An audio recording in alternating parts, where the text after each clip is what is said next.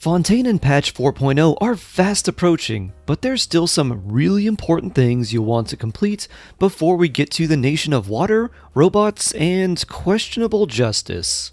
That's why in this video I'm going to go over the top 10 things to do before getting to Fontaine. The first thing you'll want to do, and the number one priority, is to finish the Secret Summer Paradise event. Completing this event will give you a free Layla and a free Kaya skin, and there's still a few days left to complete the event, so make sure you get your free 4-star shielder, Layla, as well as your free Kaya skin. If you don't, you may regret not completing this event, especially because any free characters are great, and it's very unlikely to get Layla from random pulls. Even if she is on a rate-up banner, your chances of getting her are still only about 16% per 10 pull.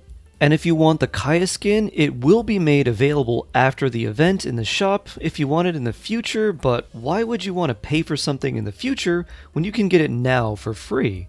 And what's really nice about this event is even though the game recommends you complete a lot of different story quests and special Archon quests, you actually only need to be adventure rank 18 and complete the Song of Dragon and Freedom Archon quest to do the event. So once you meet those criteria, I recommend using the quick start function to skip the game's recommended story quest and jump into the event right away. Otherwise, it'll take a lot longer, and you really don't lose much by starting the event early. You can finish the Secret Summer Paradise event in one day, but I recommend giving yourself 2 days or so if you don't want to blitz it. The rest of these can be completed in any order, so pick whichever ones you want to do first after getting your free Layla and free Kaya skin from the event. You can even do several of these at the same time. Make condensed resin. Fontaine will have new artifacts, new weapon materials, and new talent materials to farm in new domains. Even if you don't plan on wishing for new characters for a while, the Hydro Traveler and Lynette will be given to everyone for free, so you'll want to have some condensed resin ready if you choose to build up those characters. And even if you don't want to build them, you might find a Fontinian craftable weapon that you want to level up, or get a head start on the new artifact domain for characters like Fischl. If you haven't unlocked the ability to craft condensed resin yet, you can do so by reaching reputation rank 3 in Leeway. Next is developing your teapot.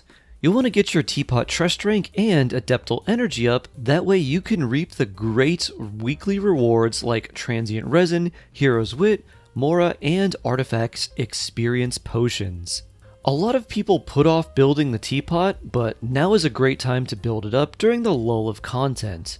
I have a few video guides on how to most effectively build your teapot, which I'll leave in the description below. Another thing to do is complete the Archon Quests. While you don't need to complete the most recent Archon quest to get to Fontaine, it is a good idea to complete the quest so you have some idea of what's going on. If you're a newer player, don't feel like you need to rush the story, just take your time. But if you want to experience the Fontaine story as soon as it comes out, then it's a good idea to make sure you're up to date with your Archon quests.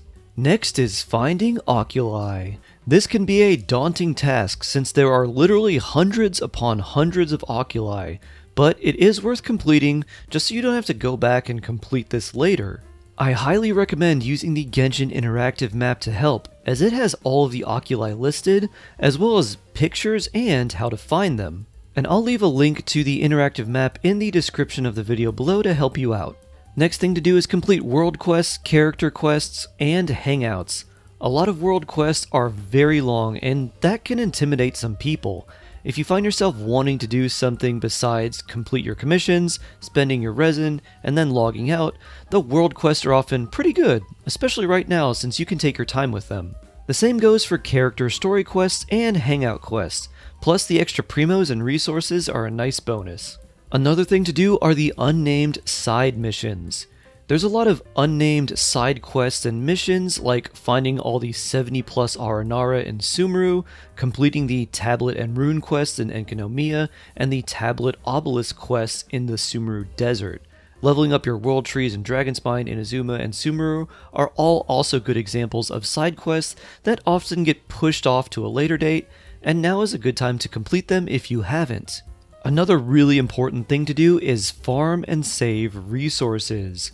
Fontinian characters will need new regional specialties, new monster materials, and new boss materials, but you know what they'll need no matter what? Mora, and experience books, and lots of them. If you have nothing in particular you want to farm, now is a good time to start stockpiling experience books, Mora, ore, and crystal flies for condensed resin. It's also a good time to make a lot of healing food, as Fontainian characters seem to like reducing their own HP.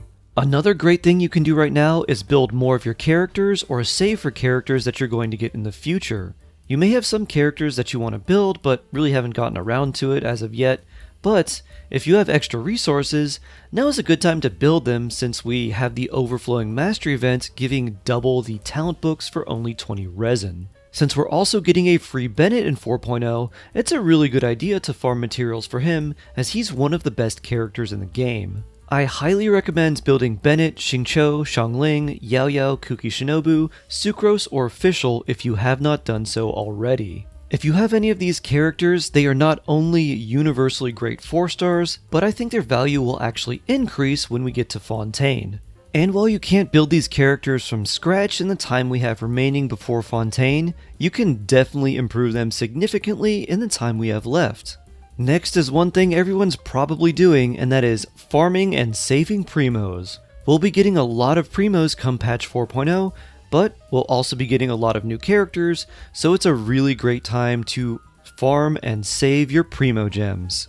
I have a video that goes over tons of ways to farm primos, but I would start with things like exploration, particularly in Dragonspine, Enkanomiya, the Chasm, and the Sumeru Desert. If you want even more ways to farm primos, I'll have that video linked in the description below. And there you have it, the top 10 things to do in Genshin before Fontaine. I hope these tips and resources in the description help you complete a lot more of the game, get more primos, and develop your accounts before arriving in the Land of Water. Feel free to like and sub if this was helpful, and for those of you wondering, I am working on a 4.0 banner guide. I know a lot of people have been asking about it in the comments, and it is coming. But as I'm a solo shark and things are kind of crazy right now, I haven't been able to get it out just yet. But rest assured, you can look forward to it in the future. Stay jawsome everyone, and I can't wait to see you in the next one.